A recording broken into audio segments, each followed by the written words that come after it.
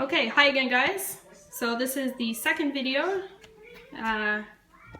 with the juicer sauce attachment by KitchenAid. In the previous video I showed you how to assemble the unit. I left it at this part here, this little tab. That was important to get it under this part here. It is a safety, so if you don't get it on right, it won't run. It's a little difficult to do with one hand, so I am going to get my husband to show you guys how to put that on. So just going to put it in there, and it's got a lock. So pretty simple, but it's a little tricky the first time. So alright, so now that it is set up, I've got a missing piece here. There we go, the little pushers. So I'm going to grab those. So there's two different sizes. One does go in the other, but you can use either or whatever. If you're using kale like I was yesterday, you can use the bigger one to push it all down. But for the harder pieces, you can use this little guy just to help it down. One thing I do find is the instructions do say to run it at full speed, but I actually found doing it a little bit slower. I've been running it on 6-8. It produces much more juice and the pulp is drier. So it does take a while. It is a slow juicer. It does yield a higher quality and yield more juice, but it is very, very slow. So just be patient. It's worth it. You get a much better quality juice.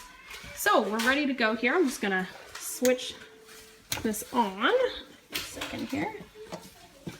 Go. Okay. It's ready to go.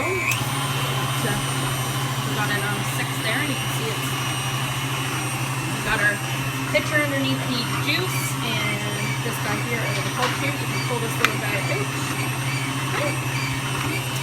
And I got my fruit chopped up, apples, some ginger, and some carrots. Just gonna go ahead and drop a piece of fruit in there, and it does cut it up first, and then it actually pushes out the juice. And like I said, it's pretty slow, but it does produce a nice quality juice. And there we go, we're getting some juice. So, here's the apple. And I like to do it, like I said, on a slower speed, but it does say to do it up to 10. I just find that it does work better on a slower speed. It is slower, like I said, but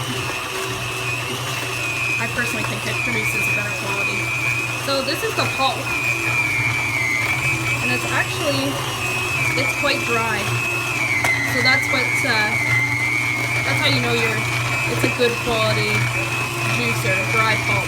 Okay, the drier the pulp, the better. It means you're getting more of the goods in there. All right, so that's it. It's very easy to use, easy to assemble, and it is very easy to clean.